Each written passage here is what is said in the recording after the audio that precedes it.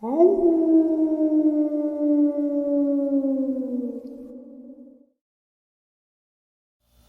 and salutations, everyone. I hope everyone is doing well today.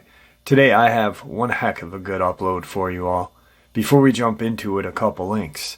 As you know, I rely on Patreon, PayPal, channel membership, and the merch to help the channel to continue to grow and go. Links to Patreon, PayPal, and the membership are in the description below. Merch displayed directly under the video. Also, Dogman Frightening Encounters, Volume 1 through 3, the audiobook versions. They all were written and researched by Tom Lyons, narrated and produced by me, Jeff Nadolny. Those audiobooks are available on Audible, Amazon, and iTunes, links to which are also in the description as well.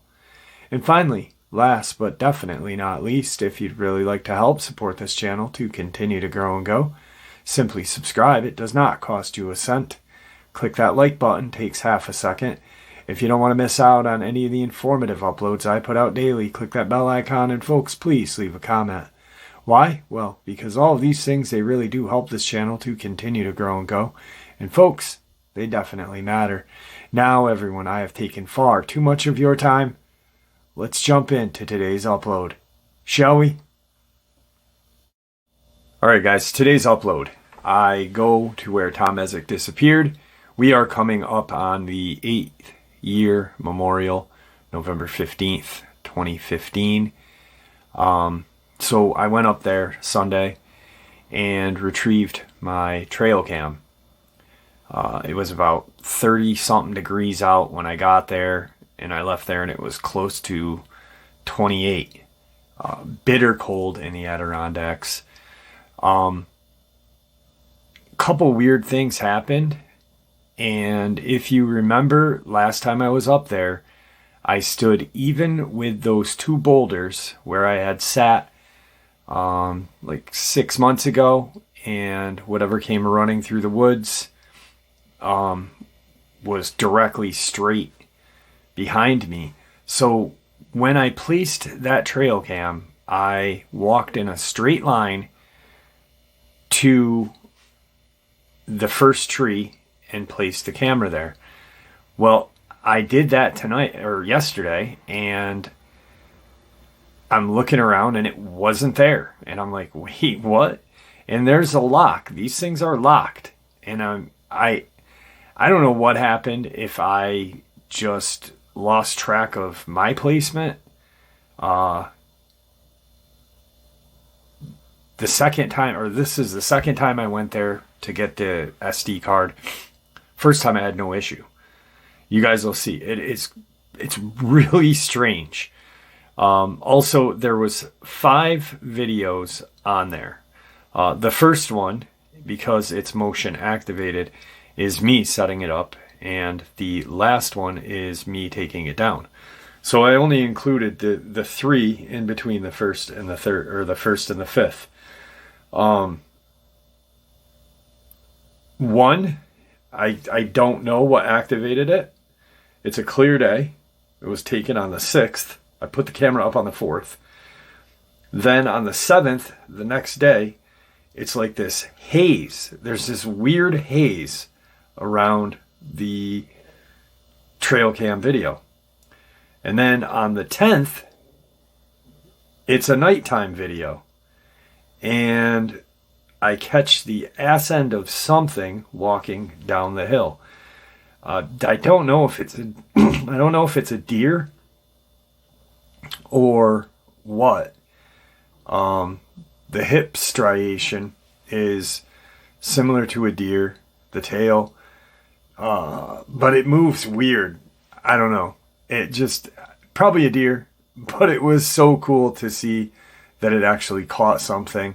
And it was going to that ravine that I truly believe these things are traveling in. And then I go up the mountain a little bit, and I keep hearing something to my left and right, up the mountain a little more, and then down into this valley.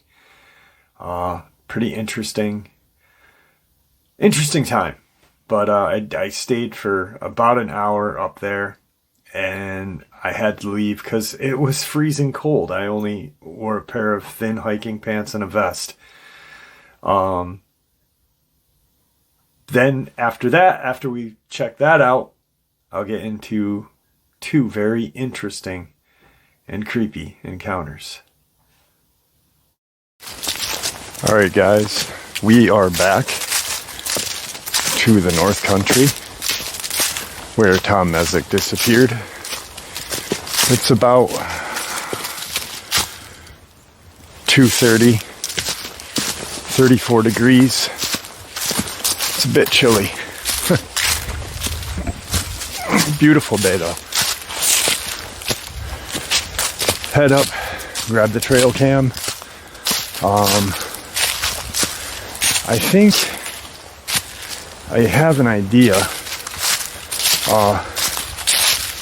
about maybe doing a night outing. I don't know. But it depends on how today goes.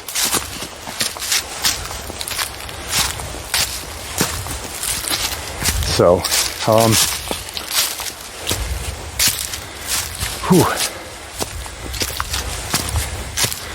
when it's colder, it's a little rougher, huh? A little rougher on the lungs.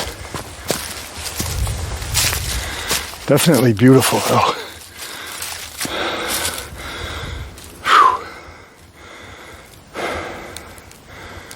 Dead silent. Again. Great. It's always great news.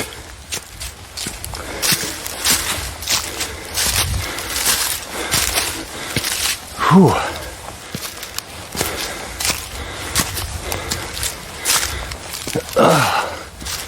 All right, here's these boulders.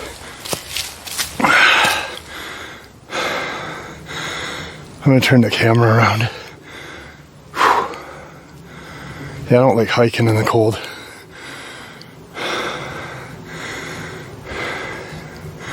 Completely dead silent. All right. There's the two rocks where I sat that one day and had whatever blast through. Trail cam should be over here somewhere. There's the two rocks. So I'm assuming the trail cam is over here somewhere.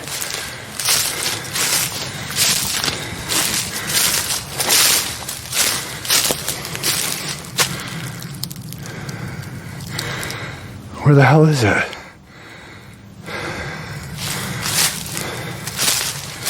It was on this tree.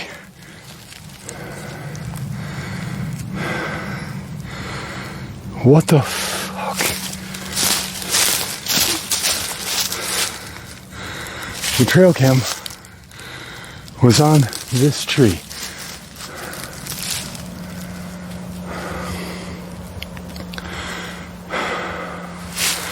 What the hell? Is there any...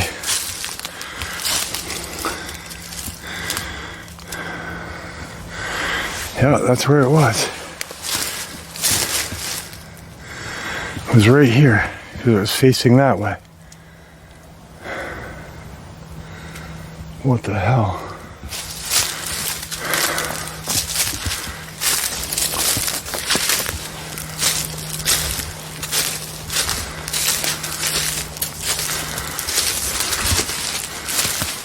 This is the area where whatever blasted through that tree came from. Down in there somewhere. Wow, I'm a little perturbed about my trail cam being gone right now.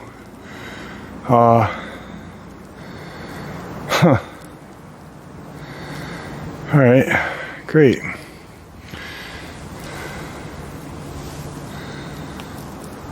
Dead quiet. But yeah, I was sitting right on those boulders right there, that big one. Whatever came up through here. Just blasted through this, down through here, came up. But that's where the trail cam was, right there.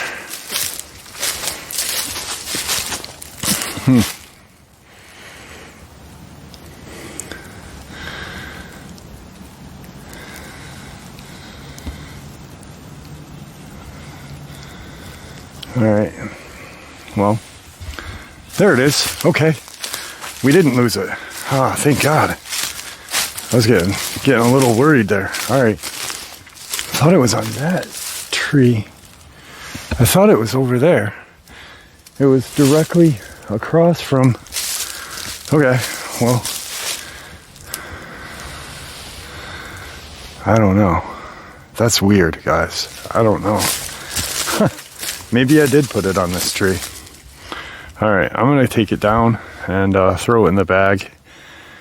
But we'll continue to go for our hike here in a few minutes. Okay, so we got the trail cam down.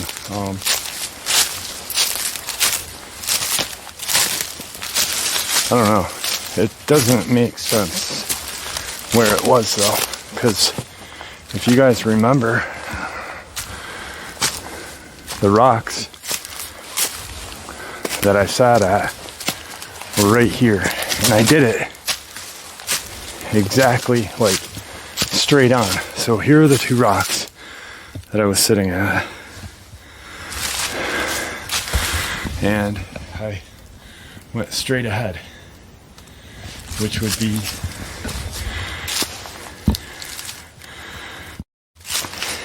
that tree right there.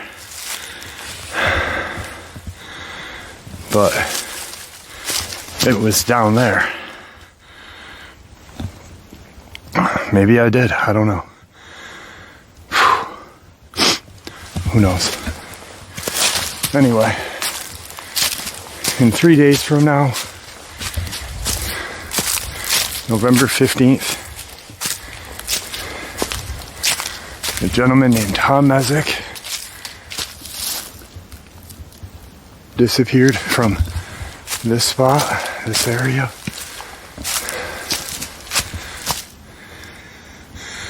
And was never seen again.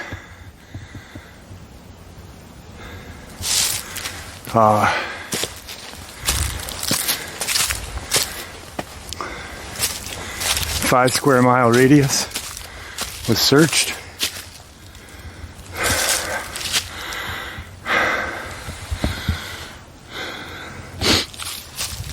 Can't believe how quiet it is. It's awful creepy. 5 square mile radius search. FBI was involved. State troopers, Warren County Sheriff.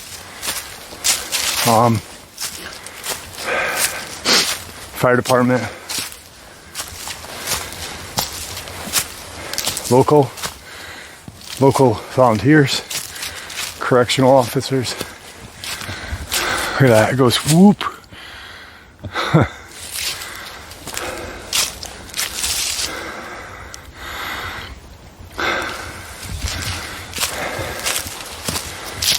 I don't know. It's just real creepy out here today. Whew.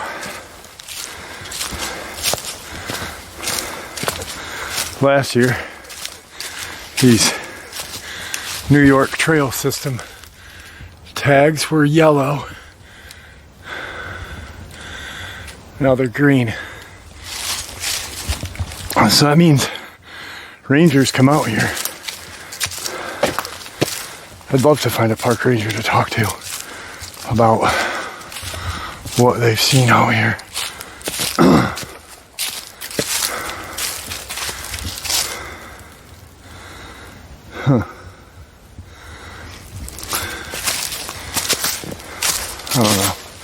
I don't know about doing a nighttime excursion out here.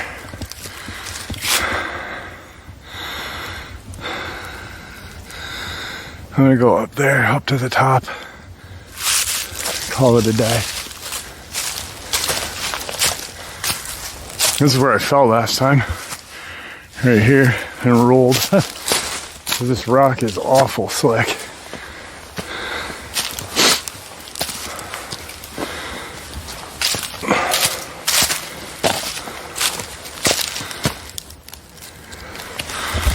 What the hell was that?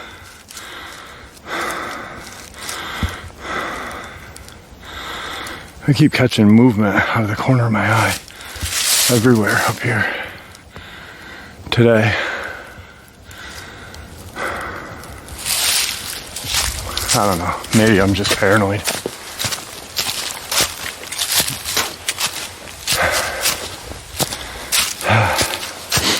I just actually came up today to get the Trailcam. God, the sun peeking through.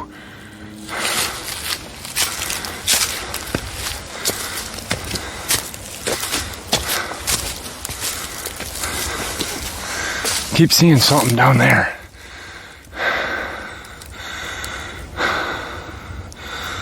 I don't know.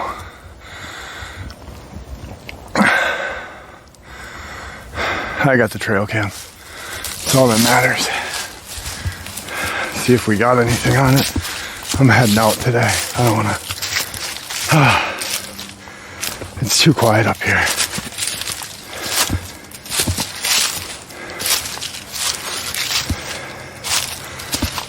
I don't know.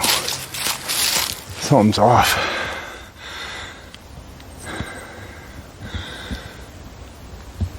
I wonder if he felt that way.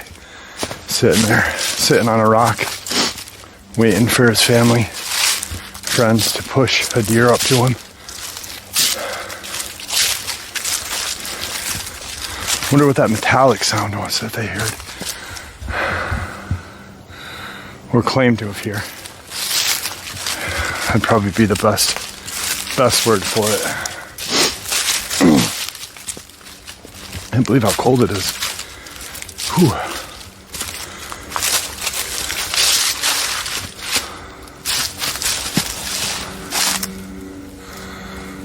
Airplane in the background. Other than that, no other noise. I don't think the silence controls that. Just wilderness, I believe.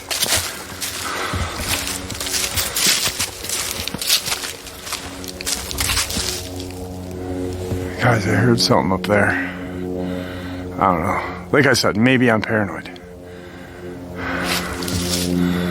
Something. I keep seeing something up there. And then something down that way, in that valley there.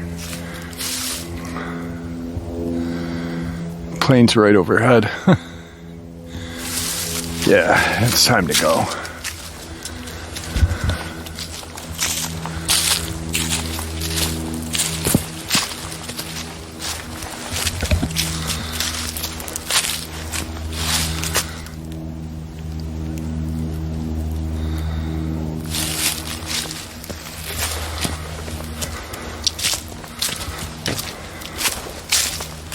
Give you kind of a roundabout view. So anyway, 8 years ago, 3 days from now, this area was filled with 7 hunters. Some 3 hours later, they reported Tom missing.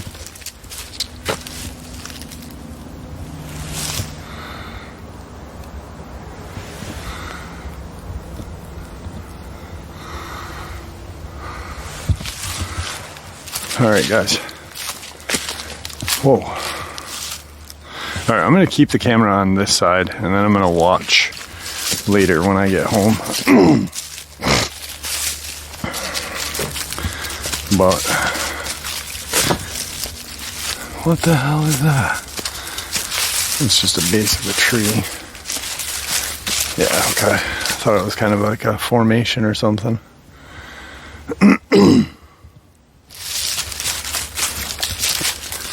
There's the rocks down there where I sat.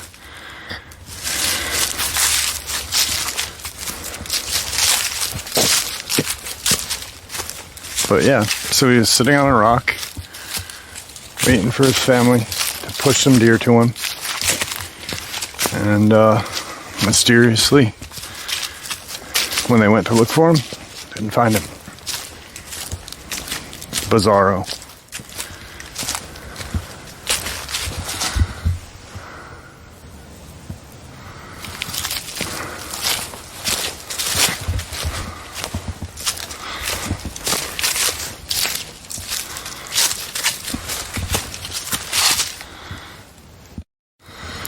All right, guys.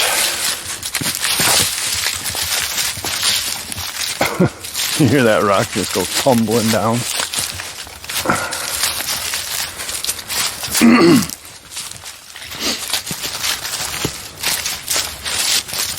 Whoa. This is that day that I heard that. I friggin' ran down this. I'm surprised I didn't break my neck.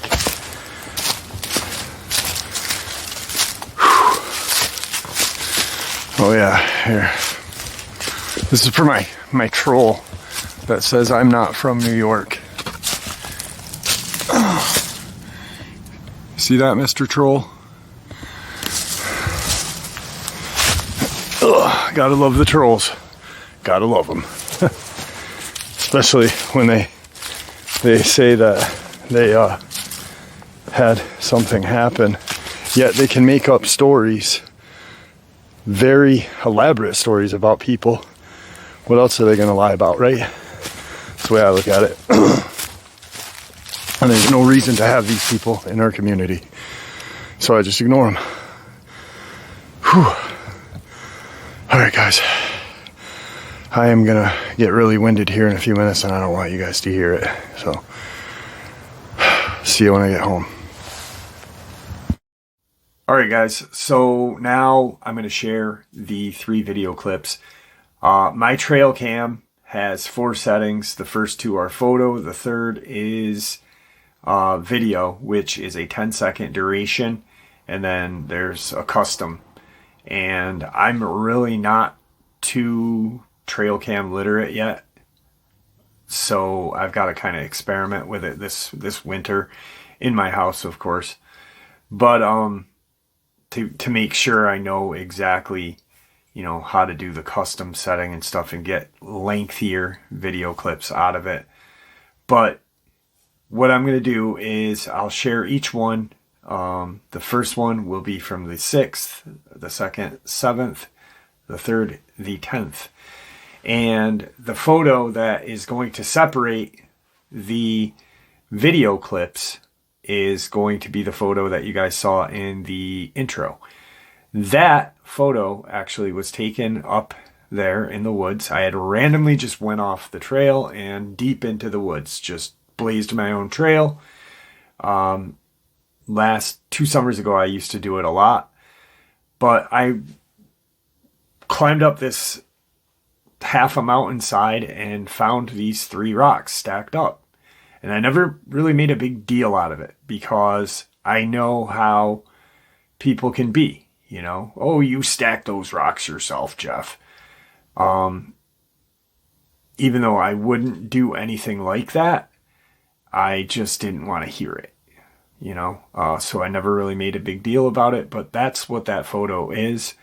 I remember when I found it and I showed my dad's like, maybe a hiker did it. And I'm like, Dad, I randomly just went off into the woods from Lily Pond Trail.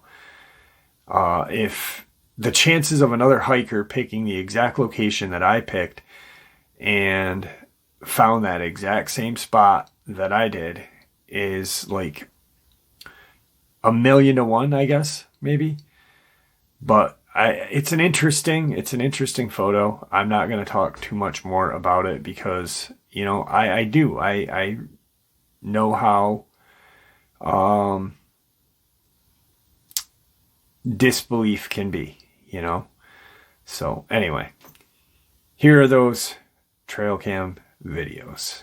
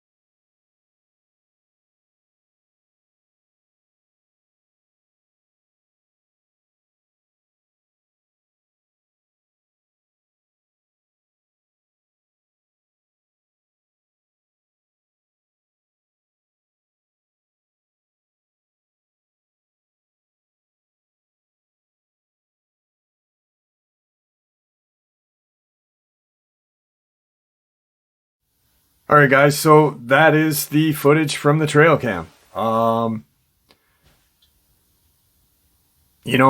don't know what that shows us. I know that though the Trailcam is motion activated, so something set it off. The second clip where it's foggy, it doesn't make sense to me. It's a sunny day and something fogged the lens up. I don't know where that came from. That video was about 2:30 in the afternoon. So just a really strange one. And then I think that may be a deer. I'm not gonna say it's something that it's not. But it did, when I first saw it, I was like, whoa, I caught something, So, I mean, I already knew there were deer out there anyway. Obviously, Tom Messick was hunting there. So, who knows? It just, the stridation or whatever the hell it is moves. How it moved was a little off to me. Maybe it was because it was going down. But either way you look at it, I think it's pretty cool. So let's get into a couple of encounters. This experience takes place in Wisconsin a few years after my first encounter in Oklahoma. I moved to northern Wisconsin with my husband when I was 22. That was 5 years ago. My mother-in-law, Laura, moved to Wisconsin a few months after us. She stayed with us for a couple of months and found housing through authorities. She submitted an application, and a few weeks later, she moved in. 2 years after that, my sister-in-law and her family also moved to Wisconsin. My mother-in-law was living in the housing for 4 years, and then she was able to find housing in the town where my sister-in-law was living, which is 45 minutes from where I was living. The housing was a small house big enough for a single person or a couple. It was better than living in an apartment. At the time, I was helping her move into her home. When we were getting the remainder of Laura's belongings, it was a Friday because I had Fridays and Saturdays off. That was the only time I could help her move. The only things she had left were some pictures, bedding, clothes, and her 18-year-old cat, Prissy. Laura had left her car at her new house because she was having trouble with it, so I took her back the weekend before that Friday. I got to Laura's place early because she was excited to leave that place and get settled into her new one. We got my car loaded up and Laura went back to get Prissy. Laura said her goodbyes to her neighbors and jumped in the car. We were on our way. We got along really well, Laura and I. Even though most people don't get along with their mother-in-law, Laura and I usually get into trouble when we're together. But since we're in the car, we couldn't get into any trouble. We were talking and laughing our heads off because we were remembering some funny moments. We finally got to her new home, unloaded, and Laura let Prissy out of the cat carrier and let her explore her new home. I was helping Laura move some of the heavy stuff that I could lift that she couldn't due to her age. I took a look at the time due to how dark it was outside. It was 9 p.m. I told Laura, I gotta get home, it's late. She looked at the time and replied, "Oh Lord, I didn't realize how late it was." She looked at me and continued, "Drive safe, watch out for deer." I replied, "I will," gave her a hug and said my goodbyes. I promised that I'd visit her next weekend. I walked out of the door and jumped in the car and started it. Before I pulled out of the driveway, I called my husband, Mark, to let him know that I was on my way home. After I hung up, I pulled out. The road from and to my house and to Laura's house is a country road. There are woods on both sides of the road, or farmland. I was halfway home when I saw a doe cross the road. I slowed down to stop because she was standing in the middle of the road. Also, I usually stop anyway, due to my history with deer. Usually, when there's one, there is more. She was standing there, staring at something behind her in the woods, which was on the passenger side of my car. Driver's side, if you were on the opposite. I figured it was another deer catching up to her. She was standing there for a good couple of minutes. When she took off to the left side of the road, I continued to wait and see if more deer were coming from the right side of the road where she was starting. I sat there for a couple of seconds before continuing my drive. That's when I saw movement in the brush, so I waited to see just how many deer were going to cross the road. And that is when the creature stepped out of the brush. It was on its hind legs, walking like a human. It stepped out onto the road into the light of my car's headlights. It was easily 8 feet tall with this reddish-brown hair that seemed to be arms that came down a few inches above its knees. This creature stopped in the middle of the road where the doe had just been standing. At that moment, it turned its head and looked in my direction, and that's when I got a good look at its face.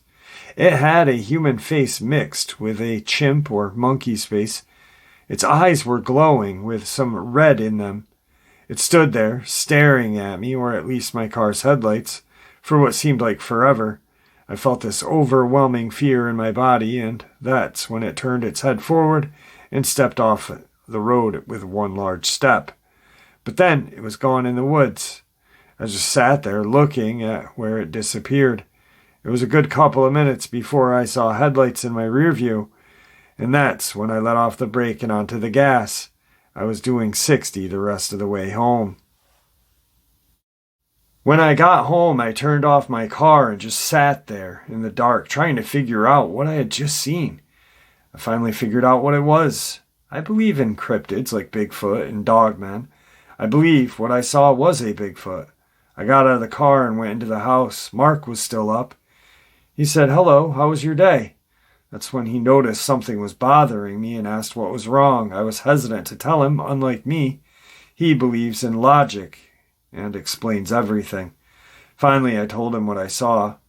He looked at me and said, "Oh, you probably saw a bear." I looked at him and said, "Bears don't walk on their hind legs for long." Then I went into the bedroom, changed into my PJs, and called Laura to let her know that I made it home safely and what I had just seen.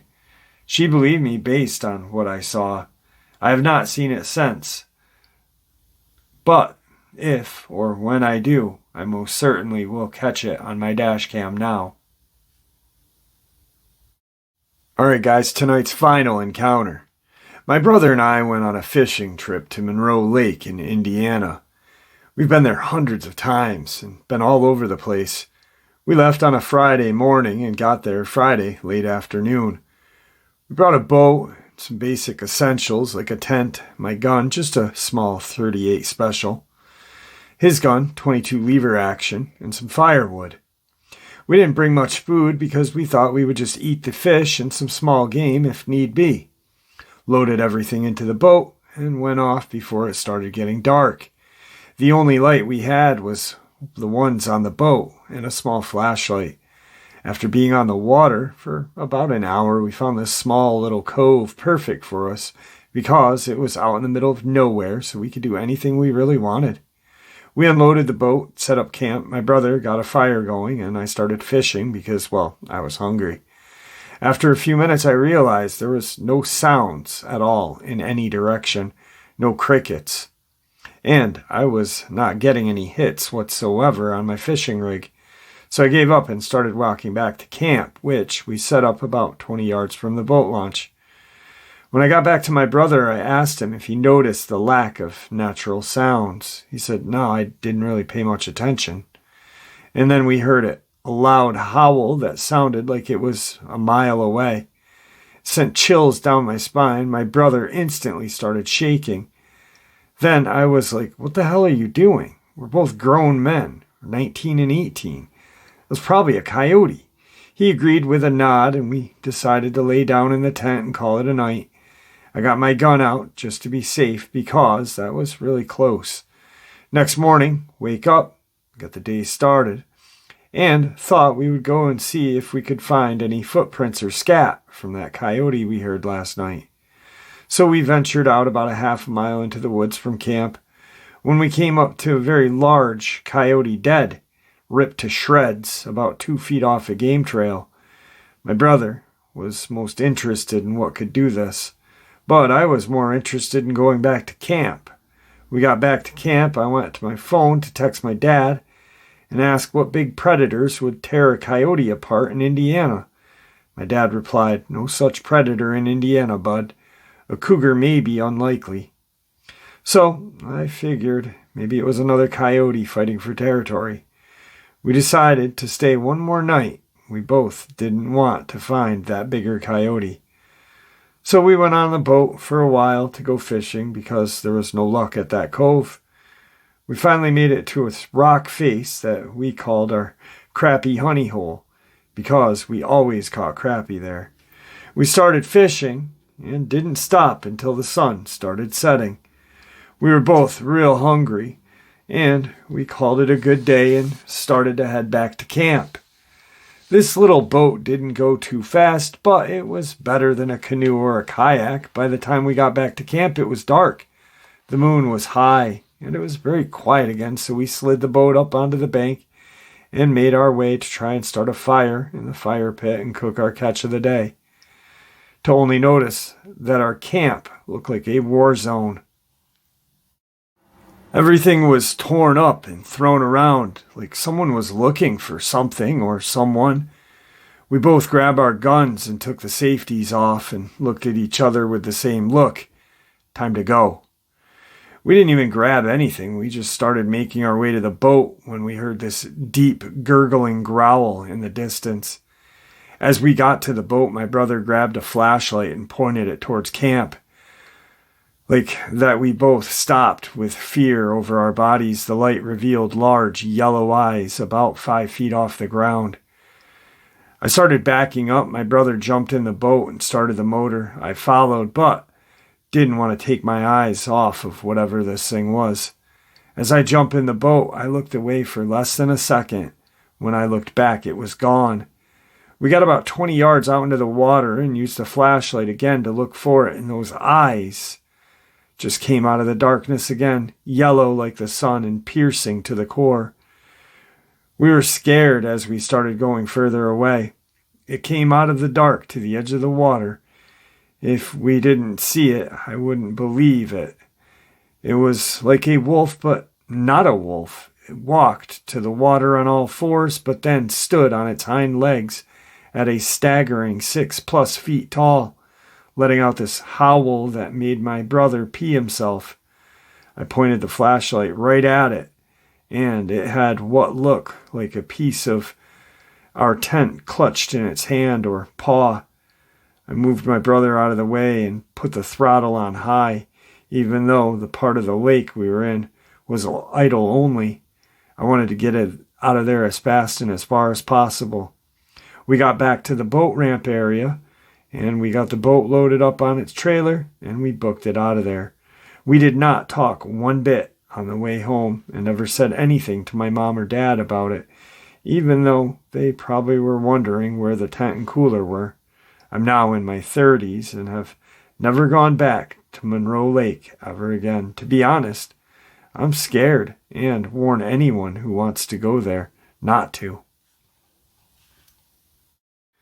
All right, guys, I thought that was a pretty good upload.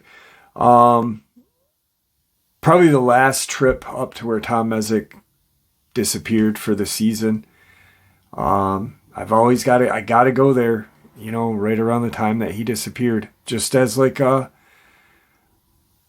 letting him know, that he is not forgotten. I think that's important. Maybe his spirit is there looking down at me while I'm there. I wanna, man, it's such a tragedy. These 411s are crazy and they drive me insane. And this one especially because it's my hometown, I hope someday I'm able to find an article of clothing, his rifle, his walkie, whatever, just so I can contact the state police and be like, look what I found. Tom Messick, guys. Get it to his family. Anyway, guys, thank you for supporting the channel. Your support is what makes this channel so special. Your guys' community in the comment section is truly amazing. It's a blessing. Also, you guys are the reason why my channel keeps growing and going. Thank you so much.